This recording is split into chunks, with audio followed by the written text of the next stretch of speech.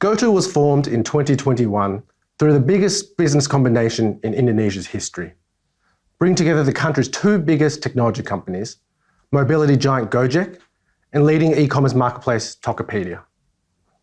As one of Southeast Asia's largest technology companies, in fact contributing more than 2% of Indonesia's GDP, GoTo provides a wide range of products and services for consumers and levels the playing field for merchants. Here to share more is Patrick Kao, President of GoTo. Thank you, Patrick, for joining us and welcome. Thanks, Colin. Thank you for having me. So Patrick, GoTo has a globally unique wide range of products and offerings, from mobility, food delivery, e-commerce, payments and financial services. How is it that GoTo has built such a unique form, and what was the rationale behind this? Sure. So I think it's always about trying to serve our customers better. And if we sort of rewind a few months or years, then we'd already been working together since 2015, where for the first time in the world, an e-commerce player partnered up with an on-demand player to deliver packages using our bike fleet, which is quite prominent in Indonesia. And then fast forward, when COVID hit, then there was a lot of disruption, obviously. And as the homegrown champions with the distribution that we have, we worked very closely together to be able to support business continuity for customers and merchants. And then if you think about it from the government side, then we work together to be able to deliver basic food packages with the pre-employment programs. And we sort of got to talking towards the beginning of Q4, and Andre sort of made a joke about, wouldn't it be nice if we were sort of like quote unquote married, right? And fast forward to Christmas Eve, we went to our boards and we got their support, and then the rest is history. So I think what's interesting is that, as you said, our ecosystem comprises the market-leading on-demand e-commerce financial services. I think it's one of the first ecosystem of its kind in the world that is able to do that. And if you double-click on what that means, that ecosystem, we're the only e-commerce player that has a dedicated on-demand logistics fleet. We're the only financial services player that has captive e-commerce and on-demand. And so, it allows us to serve the majority of household consumption, which is super important during this time as digital adoption grows. There's a lot more emphasis on convenience for customers, right? So now they can get the broadest selection, they can do it quickly. Merchants and drivers can access the broadest base of customers, and we can really support our partners and merchants to be able to deliver, pay, or get access to lending for anything. And we believe that's very powerful. So Patrick, let's take a step back and talk about Southeast Asia. For our global audience who are less familiar, why is the region such a huge opportunity? And what are some of the challenges with operating in the region?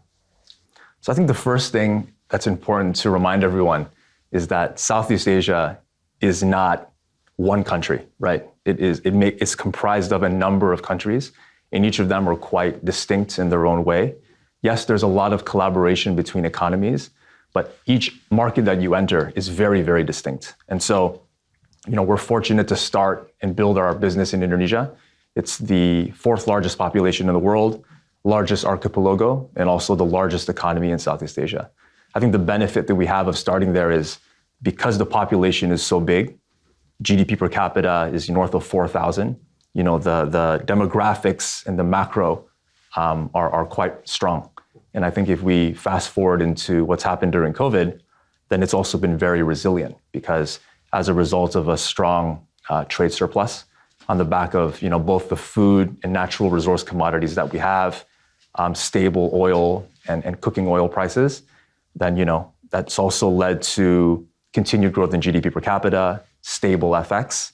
And if the stock market is an indication of anything, right, the JCI has outperformed most indices around the world. That also helped pave the way for us to be able to have the opportunity to list. If you dig down into the demographics, right, in addition to GDP per capita, it's a very, very young population, very fast growing. Last I checked, the rate of digitalization is one of the fastest in the world. So I think all of those things combined with the efforts that the government has put in to broaden and strengthen the quality of telco and road infrastructure allows for technology companies like ourselves to be able to grow and scale.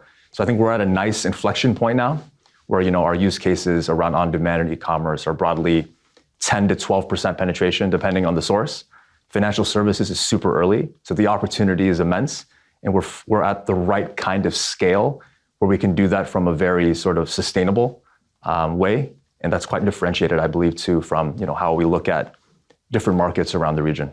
I think our core focus is and continues to be on Indonesia, and I think there's complexities there given the archipelago nature. So, for example, with logistics, right? It's not just a van and a courier. We have bikes and cars and vans and boats and planes. So to be able to build that out over the course of the last 13 years has been, quite an adventure. I think between regions, thankfully there is a common language in Bahasa Indonesia, which is helpful. But, there are cultural aspects, and that personalization is quite important to be able to really provide a relevant and targeted experience for your customer. And then, it's about being able to time your product development and product market fit as the country evolves. Great. So maybe we turn to talk about something very recent. The big news in Indonesia in April, of course, was GoTo's successful IPO. This was obviously done during very challenging market environments for tech companies and investors. How was this experience for you? And now that you're a listed company, how does that change how management need to think about their decision making? I mean, it's been a wild adventure, right? I think we're very fortunate. I think there was some discussion from our stakeholders around whether April was the right time, but I'm glad that we did it because it helped bolster our balance sheet, including on the back of the pre-IPO that we did last year. And so, we have sufficient enough capital, especially in these uncertain times, to execute on the plan. I think it gives us a lot of optionality as well. So I think, the combination of increased balance sheet plus optionality for both the local and international markets is quite valuable. In terms of how things have changed, I mean, I think we've been preparing for this for a long time. So all those steps we took, to make critical new hires, to improve and beef up governance, to be a world-class listed company, has been there, and we'll continue to invest and improve there. But things like this are new, right? Quarterly earnings, annual reports. Takes time. Yeah, and and under new listing rules, and under this kind of environment, and when the whole market is trading down, but your business performs well, sort of how do you communicate that to the market so that there's a good understanding? But I think we're very fortunate to have done the IPO. I'm very fortunate that we're very fortunate that our main business is in Indonesia, and the resilience across the board has been a blessing. Absolutely, it's clearly a huge milestone for the company, but I think we all agree the journey has just started for GoTo. So with that in mind, how do you think about innovation, and what are some of the more exciting growth initiatives that you can share with us? Yeah, so I think if you boil down our business, right, the ambition is to be the operating system for the digital economy. So what does that mean? So given that digital penetration across each of our use cases is still very early, within that time frame, the objective is just to go deeper and broader, right? So on the on-demand side, then transport is our most mature, mid-teens penetration. And today we're largely focused on tier 1 and tier 2. But as provinces urbanize, then there's an opportunity there. We've also set up businesses in Vietnam and Singapore where we see quite strong connectivity. And we think there's a lot of growth potential given that we've just entered those markets. On food, then it's mid to low teens penetration. But what that translates into is, people are having maybe 3 to 4 meals per week that are being delivered. And in the context of all the meals that the population orders, especially in Indonesia, where they're very foodie sort of oriented, then I think there's a lot of room there as well. And the behaviors that we've seen shift pre and post COVID is very interesting. So basket sizes are growing much more significantly as people return to work again. Then that sort of sticky behavior combined with all the stuff you order at work, lunch, beverages, snacks, that has a lot of room to grow. On the e-commerce side, then it's early days, right? 10 to 12% penetration, depending on who you ask. And if you benchmark that to say the US or China, there's a lot of room. And I think right now, the everything store, the approach that we've taken is valuable because, when it was pre-COVID, then, we had a broad mix of assortment. But when COVID hit, the fact that we had a very substantial FMCG and home and living category, that grew very significantly. And then, you've got the fintech opportunity. Credit card penetration is very low, which means that digital payments penetration and especially digital lending is still very early days. Right. So I think each of those has a lot of room. Now, the unique thing is the ecosystem, what we call sort of common infrastructure or shared services. So in investing in that, we can accelerate the growth of each of the platforms. So if you think about how we do hyperlocal logistics, again, the only e-commerce player with a dedicated on-demand fleet, the ability to deliver from 2/3 next day, more and more same day, faster and cheaper. Yep. Right. That is the holy grail of commerce, right? From a payments perspective, being able to leverage all that data to score and lend, more responsibly, and really drive financial inclusion in the country is very powerful. And then, just leveraging each of the use cases that are linked to household consumption to increase frequency, to increase engagement. I think all of those things are very powerful. And we'll continue to double down there. Right. And, continue to do that in Indonesia and the two other markets that we operate. Sounds like you have a lot of work to do. Yeah, one day at a time. Absolutely. Now turning to a topic that is increasingly important for investors and companies alike, and that's ESG. How does GoTo think about the impact on some of the key ESG metrics from its business? We have what we call the 3 zeros: zero emissions, zero waste, zero barriers. And inherently, we are a social impact business, right? As a marketplace ecosystem. So we don't sell anything ourselves. We're there to empower progress for consumers, for merchants, for drivers. On the emissions side, you've seen us do a lot of work with electric vehicles. So, we have built a JV with some of our partners to build the next generation of electric bikes. I actually rode one to go to the stock exchange on the day. Okay. It's a great experience. It was smooth. It wasn't warm. And you feel good knowing that you can contribute. Yep.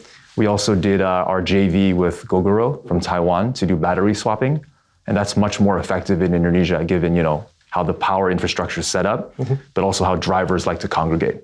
On the waste side, then we have quite a bit of packaging from the scale and growth of our food and e-commerce businesses. So we're thinking about recyclable materials, how to improve recycling, leveraging the pulp and paper resource from Indonesia to create new kinds of packaging. So that's been a journey.